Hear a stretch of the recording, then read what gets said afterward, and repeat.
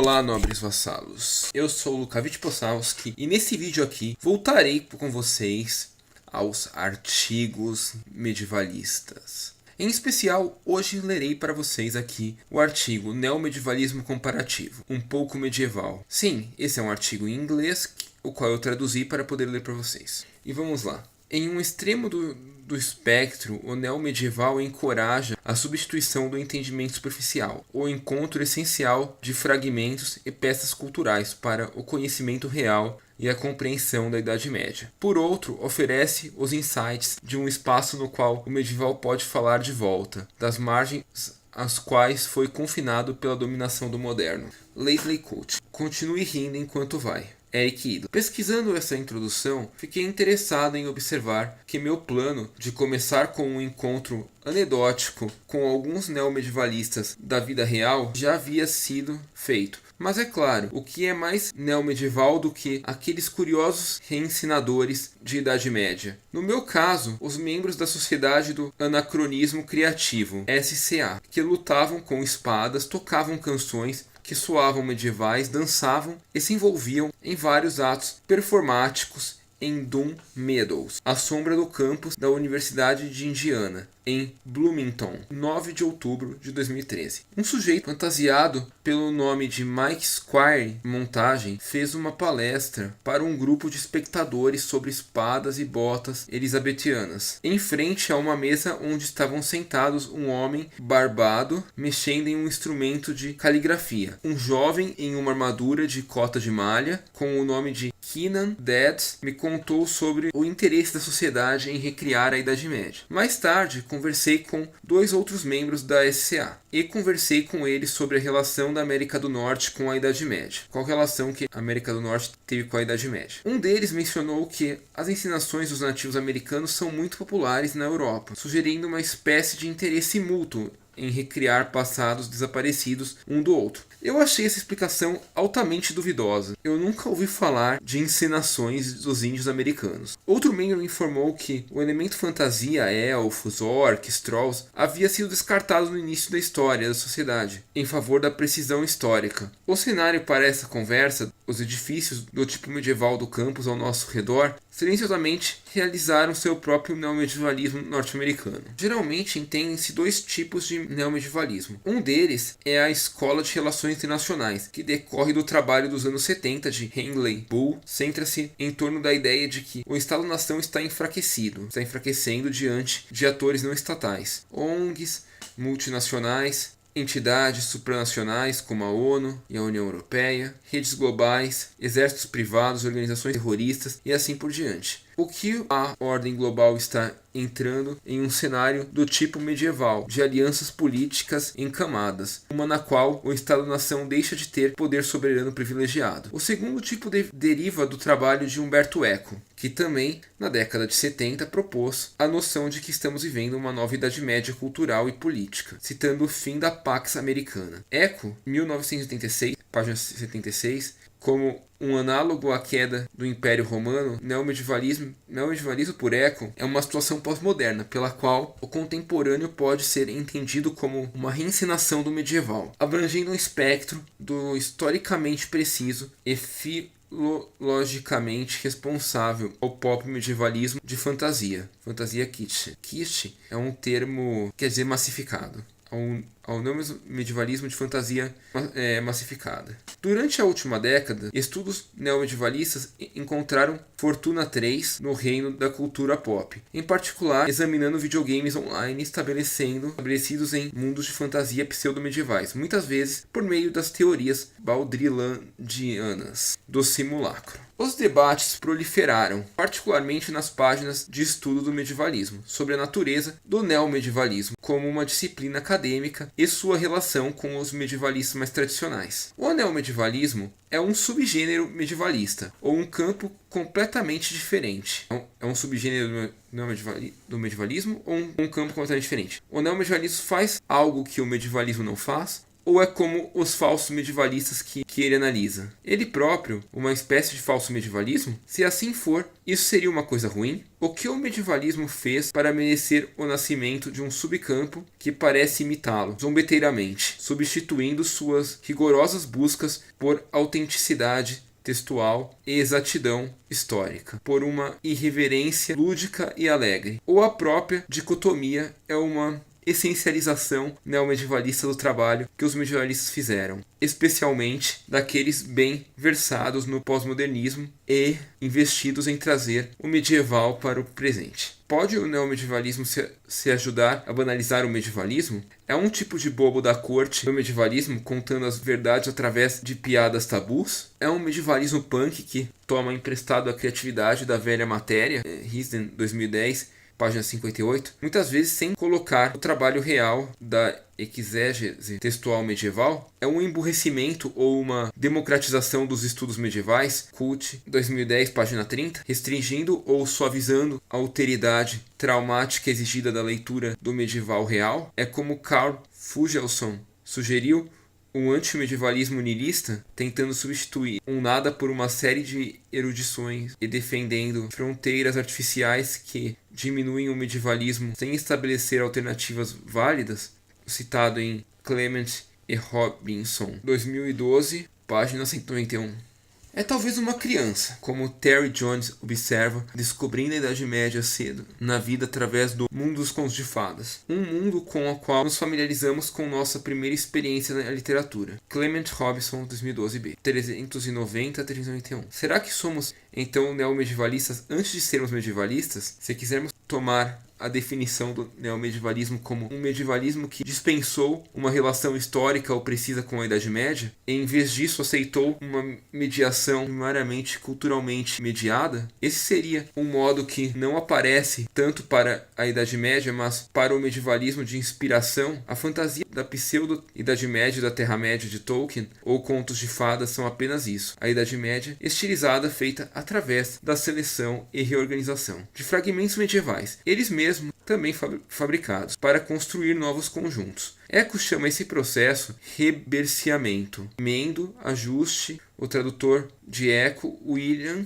Weaver, interpreta isso como bricolagem. Eco, 2012, 1099. O ato de pegar e remendar da Idade Média para construir algo novo, familiar, ainda que estranho. Seguindo a sugestão do ensaio fundamental de Carol L. Robinson e Pamela Clements, Vivendo com o Neomedievalismo, os autores do trabalho em definindo o neomedievalismo, uma edição especial de estudo do medievalismo. Tecem um debate fascinante e entusiasmado sobre o puro sentido de possibilidade que o neomedievalismo parece oferecer. Às vezes, aqueles que escrevem sobre neomedievalismo parecem se tornar por uma espécie de arrebentamento ou êxtase. A teorização neomedievalista produz e encoraja proliferações, listas, enumerações e assim por diante. Das 10 pequenas idades médias de Eco, as quais Corey Lewis Graham acrescenta, as multidões virtuais dos mundos MMORPGs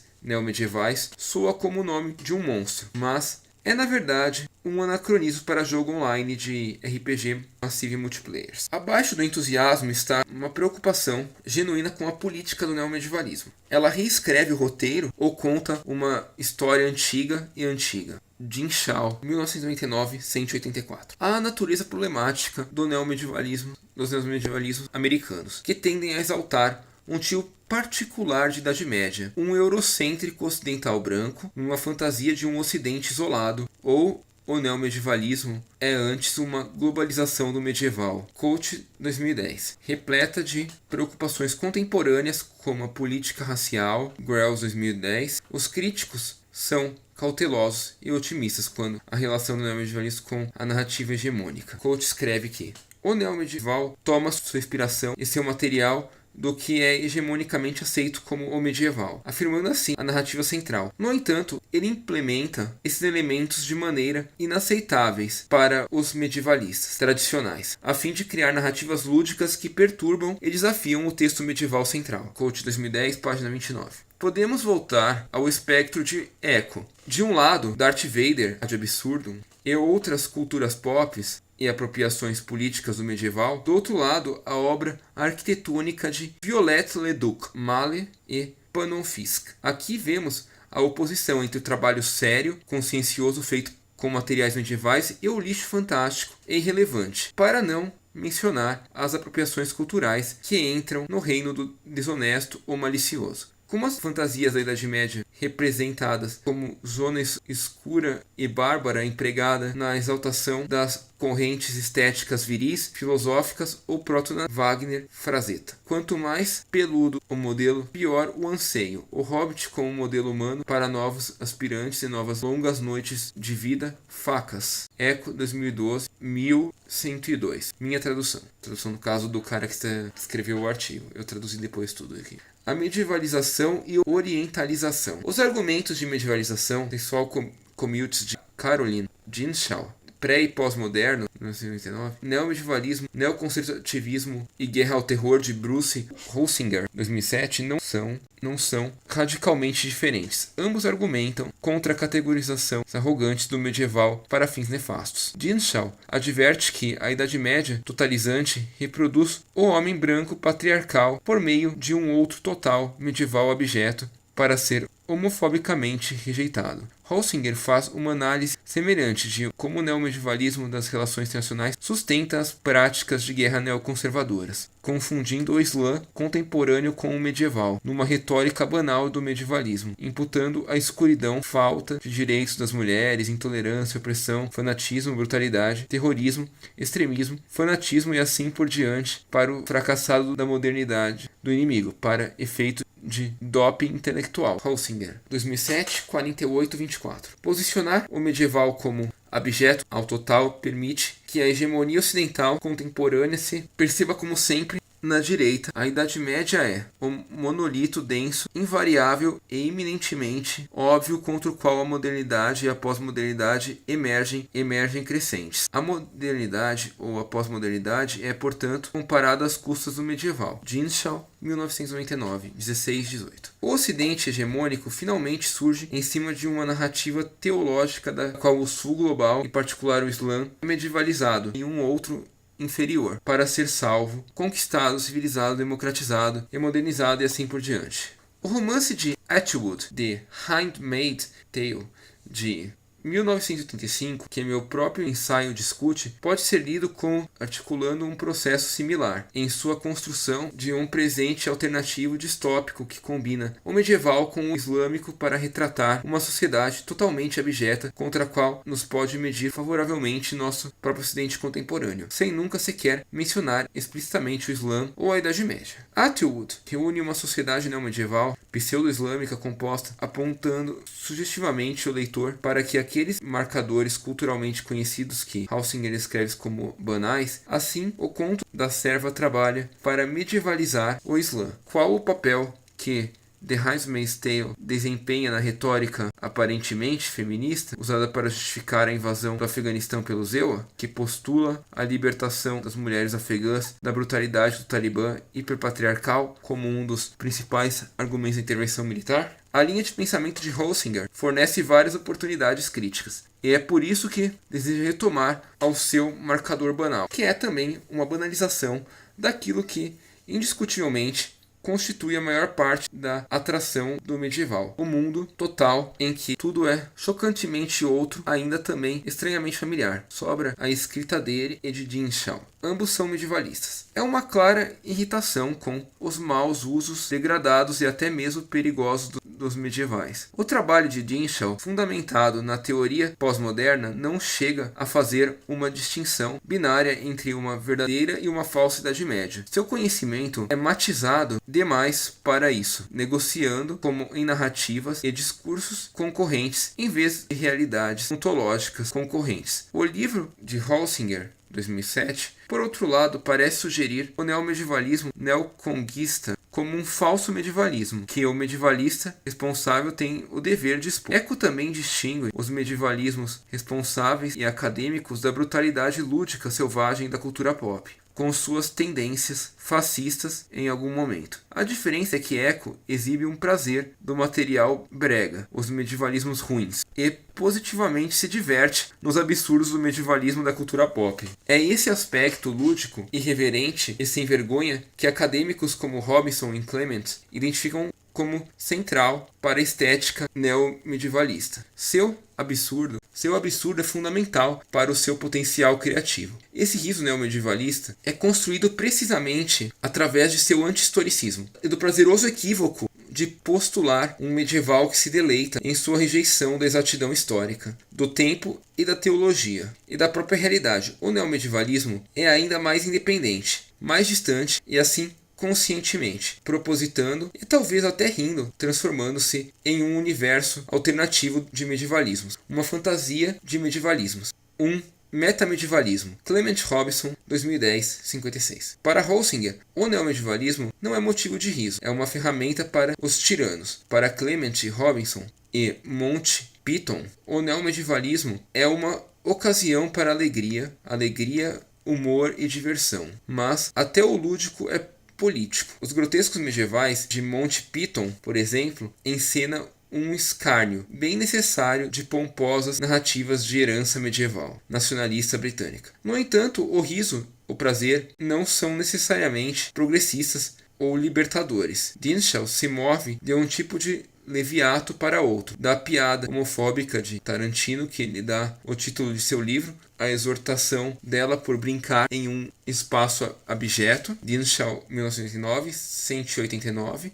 Pode-se argumentar que o neomedievalismo neoconservador é também um medieval anti-judo, que faz uma piada de estudos medievais a serviço do obscuro gozo do imperialismo sádico e das câmaras de tortura contemporâneas de Guantánamo e Abu Ghraib. Dada essa divergência política de definição, pode ser que o neomedievalismo seja melhor entendido como uma categoria estética. Utopia medieval. Estou voltando na Universidade de Indiana, ainda olhando para aqueles prédios calcários neomedievais com suas torres e 1921 ou 1936 esculpida em suas pedras angulares. Como alguém que cresceu em Oxford, na Inglaterra, essa arquitetura me fala estranhamente uma espécie de antecessor do medievalismo de Disney ou Vegas. A pesquisa me diz que o estilo gótico colegiado, pioneiro no final do século XIX e início do século XX, foi uma tentativa de conferir capital cultural, histórica e racial às construções universitárias norte-americanas, imitando os prédios medievais de Oxbridge, construções imaculadas que parecem ter acrescentado 1000 anos à história de Princeton. Mayer, 2013. Esses edifícios fazem com que uma faculdade pareça uma faculdade dentro de um sistema de escolas de acabamento para uma aristocracia americana de riqueza e talento e treinamento para um serviço civil imperial refinado que carregaria doçura e luz, junto com estrelas e listras. Patton, 1967, 7 e 8. Tudo embrulhado em um mito anglo-saxão, um que é pontuado, completado até mesmo por elementos da vida e arquitetura neoclássica grega. Uma arquitetura neomedievalista, então, repleta de heráldica, vestidos e outras parafernálias cerimoniais, pode nos dar uma estrutura através da qual podemos olhar para interseções cúmplices de política, cultura e academia. Cumplicidade ou cruzamento e contaminação é central para o discurso híbrido do neomedievalismo. Tolkien, Eco e Terry Jones todos usam o chapéu duplo do estudioso e estético. Mesmo traidor, manipulador de matérias medievais,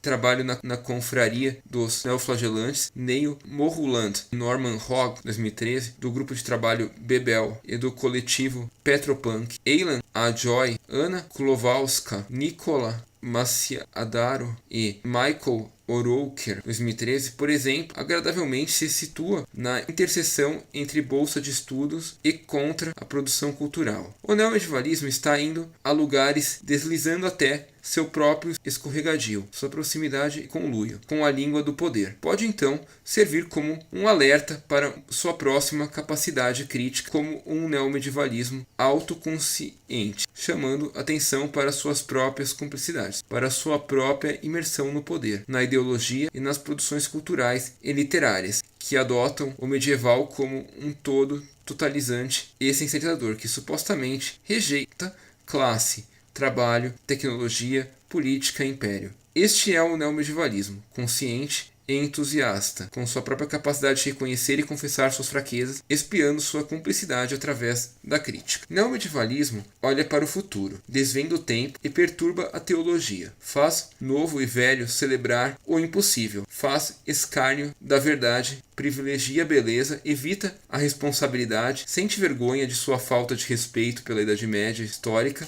e distrai e encanta com montagens improvisadas e absurdas. E, no entanto, todas essas seduções podem ser críticas. Há muitas áreas ainda a serem mapeadas. Os neomedievalismos da ficção científica, literária, os mundos feudal, pós-apocalíptico, steampunk, Dune, um cântico de Leibovitz e Hidalgo, mangá de fantasia negra, Berserker, Claymore, música popular, metal rock, gótico, industrial e metal, Chaucer e hip hop, teorias de tecnoimagem e nova alfabetização visual, Willem Flusser, estratégias gerencial, Kingdom Mighty. Nosso grupo de ensaios espera indicar algumas possíveis direções adicionais para os estudos neomedievalistas nas interseções da política estética, estudos literários e críticos cultural, Don Quixote de P. Palmer e a recordações das coisas medievais argumentam como os medievalismos literários podem servir de cobertura para a crítica ideológica proscrita. A Nova Cavalaria, o Terrorismo e o Medieval, de Daniel Wallenberg, examina os usos políticos da extrema-direita do medieval totalizando na Europa Ocidental contemporânea. O neomedievalismo de Kershaw